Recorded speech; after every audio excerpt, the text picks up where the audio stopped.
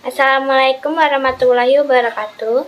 Perkenalkan, nama saya Novita Sania Ramawati dari Prodi 1 Keperawatan 5A. Kali ini saya akan menjelaskan tentang anemia sebagai tugas akhir semester 5. Apa itu anemia?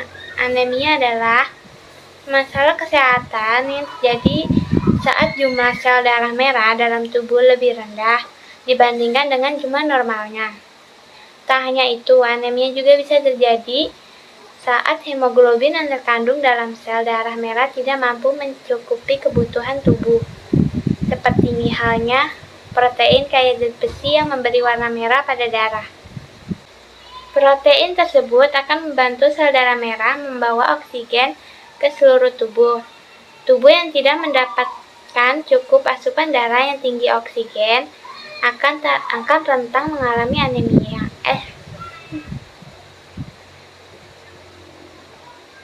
Tubuh yang tidak mendapatkan cukup asupan darah yang tinggi oksigen akan rentan mengalami anemia. Kondisi tersebut mengakibatkan tubuh mudah lelah dan lemah. Di sini ada penyebabnya. Penyebab anemia yaitu sumsum tulang merupakan jaringan lunak yang terdapat di bagian tengah tulang yang membantu membentuk semua sel darah dalam tubuh. Sel darah merah yang sehat memiliki masa hidup selama 90 hingga 120 hari. Adapun kemungkinan penyebab anemia meliputi konsumsi obat-obatan tertentu, adanya eliminasi yang terjadi lebih awal dari biasanya pada sel darah merah yang disebabkan oleh masalah kekebalan tubuh. Memiliki riwayat penyakit kronis seperti kanker ginjal, reumatoid, artritis atau kolitis ulcerativa.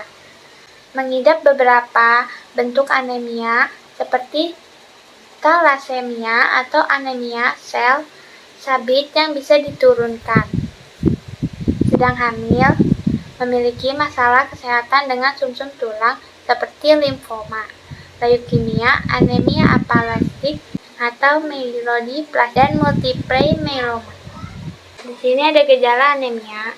Gejala anemia yang paling umum adalah tubuh cepat merasa lelah dan terlihat pucat, serta sering mengeluh kedinginan. Beberapa gejala lainnya yang mungkin terjadi antara lain selalu merasa mudah marah, sakit kepala, mengalami masalah sulit berkonsentrasi atau berpikir, dan sembelit. Sekarang kita akan mempelajari makanan apa saja yang dihindari oleh pengidap anemia.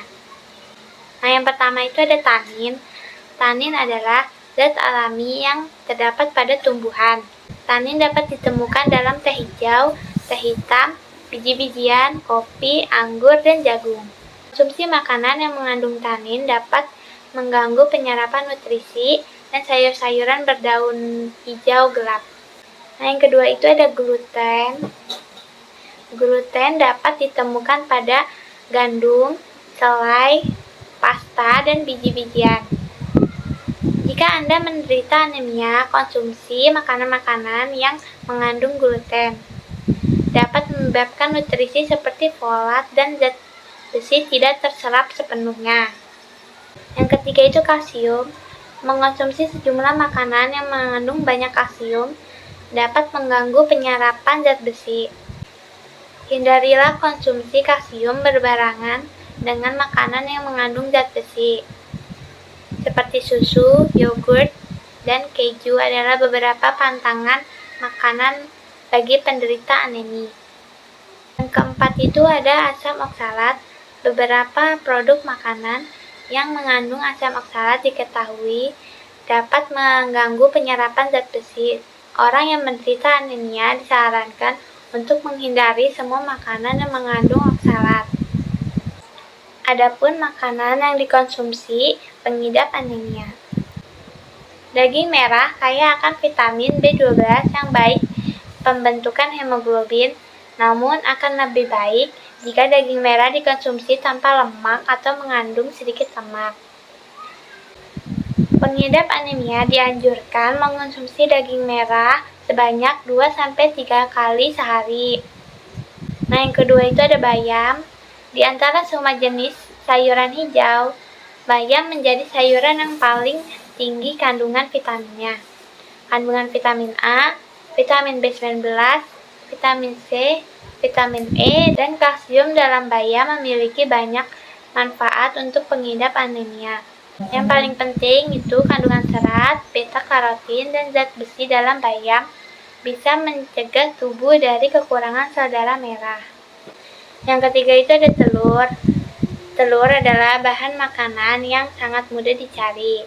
Nah, kabar baiknya itu satu butir telur ternyata mengandung 1,02 mg zat besi. Tentunya ini menjadi kabar baik bagi pengidap anemia. Telur juga terkenal dengan kandungan protein yang tinggi, serat, antioksidan untuk menangkal radikal bebas. Yang keempat itu ada tiram. Tiram merupakan salah satu jenis makanan laut yang efektif untuk meningkatkan kadar hemoglobin dalam darah. Tiram mengandung zat besi, protein, dan vitamin B12, seperti yang sudah dijelaskan sebelumnya. Zat besi dibutuhkan untuk membantu pembentukan hemoglobin. Konsumsi tiram setidaknya 2 kali dalam 1 minggu. Yang kelima itu ada tomat. Bukan cuma sayur hijau saja yang punya manfaat zat besi. Tomat juga mengandung zat besi yang cukup tinggi, sekitar 3,39 mg setiap 1 cangkir. Tomat juga berperan untuk meningkatkan kemampuan tubuh dalam menyerap zat besi. Penyebabnya karena tomat banyak mengandung vitamin C dan likopen yang bekerja efektif dalam mempercepat penyerapan zat besi. Untuk memaksimalkan manfaat tomat, kamu bisa mengonsumsi 1 kali setiap hari. Kamu bisa konsumsi tomat dengan mencampur ke dalam makanan lain atau dibuat jus tanpa gula dan dimakan langsung. Adapun tindakan yang dilakukan yaitu terapi intravena.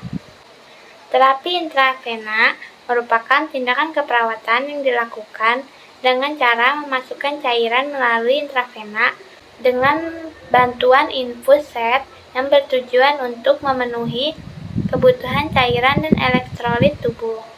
Terapi intravena digunakan untuk mengoreksi berbagai kondisi pasien, terutama dalam hal pemasukan perolar tidak adekuat, ketidakseimbangan elektrolit, kurangnya nutrisi tubuh, untuk medikasi dan memasukkan darah.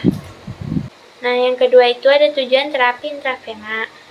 Tujuan utama terapi intravena diberikan pada pasien. Yang pertama itu mengembalikan dan mempertahankan keseimbangan cairan dan elektrolit dalam tubuh. Yang kedua itu memberikan obat-obatan dan kemoterapi. Yang ketiga transfusi darah dan produk darah. Yang terakhir itu memberikan nutrisi parenteral dan suplemen nutrisi. Cukup sekian penjelasan dari saya, semoga bermanfaat. Kurang lebihnya mohon maaf apabila ada salah kata. Wabillahi taufiq wal hidayah. Wassalamualaikum warahmatullahi wabarakatuh.